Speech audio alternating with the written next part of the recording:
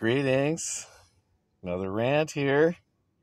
What is it? Middle of September 2024, election year, getting closer and closer to the big day in November. People still freaked out of their minds. The steady state has foisted two horrible candidates on us, and of course the two main parties there, and most Americans still think that's all they can do. That's the only choices they have. Two-party system. Got to vote for the lesser of two evils. Just got to do it. Can't vote third party.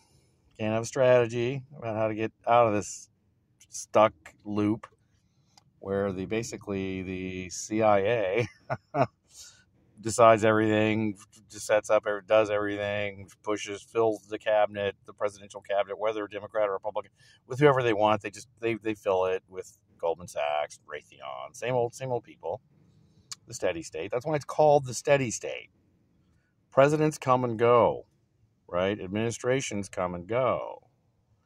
But the FBI, the DHS, CIA, all the private partnerships, all the contractors, the defense contractors that really run everything, Raytheon, Lockheed, West Exec, Boeing, General Electric, these entities continue running things, have been running things.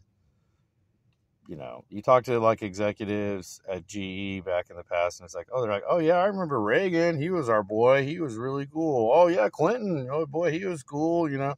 So they don't care. They just go administration to administration.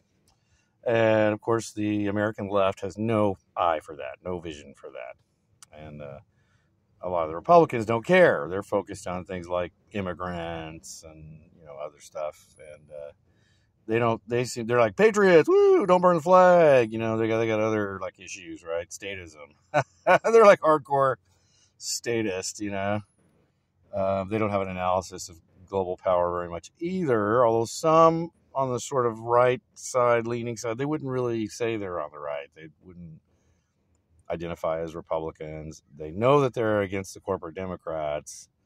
There's a new group of people in this lane now, a huge group of people in this lane. They're not loyal to the Republican Party. They're not loyal to the Democratic Party. They're in their own lane. And they are the ones who are kind of able to see a little bit more what's actually happening and have an analysis of real power.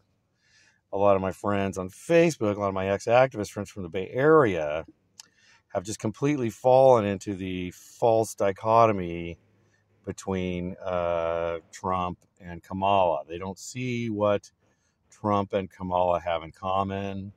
When the deep state, steady state wants to get them completely focused on this kind of manufactured racism that's out there and growing in America, this horrible growing white supremacy that's getting more and worse now than ever, worse than the 50s. Now it's crazy now, right? So they're doing that, and it's not logical. It doesn't make any sense. It's dividing people. It's dividing the working class.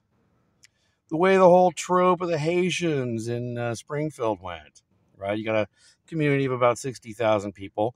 You add 20,000 Haitians so that you can kind of influence the election a little bit there. And of course, culturally, there are some weird things that happen. Okay, and there's you have 20,000 new people in this community, refugees, basically, from a messed up war, Clinton, Bill Gates Foundation mess ups in Haiti, right? So they're having to flee from the utter collapse disaster that's been caused by largely corporate Democrats in Haiti. Okay, Team Clinton, Bill and Hillary. It completely screwed the pooch in Haiti, and so now we're having a refugee crisis coming here from Haiti. It's predictable. Anyway, it's zany what's happening. We're not talking about anything real power. No one ever talks about that. We're going back and forth about the cats and the dogs. The ones on the left are kind of shaming the people that are repeating what Trump said. And you people, if you fell for that, then you could just go ahead and give $5 to Haitian relief right now because you fell for that. You fell for that. I'm better than you. I'm superior. I'm signaling my virtue now. That's the left right now, okay? They don't have an analysis of why that happened, of why Trump came out during that staged, corrupt, horrible, poorly moderated debate and said, they're eating the cats, they're eating the dogs in Springfield, and that went crazy, right? Even Trump's smarter. If he knew he wanted to talk about the Haitian immigrants and the impact they're having on that community, he could have gone about it a completely different way, but he didn't, did he?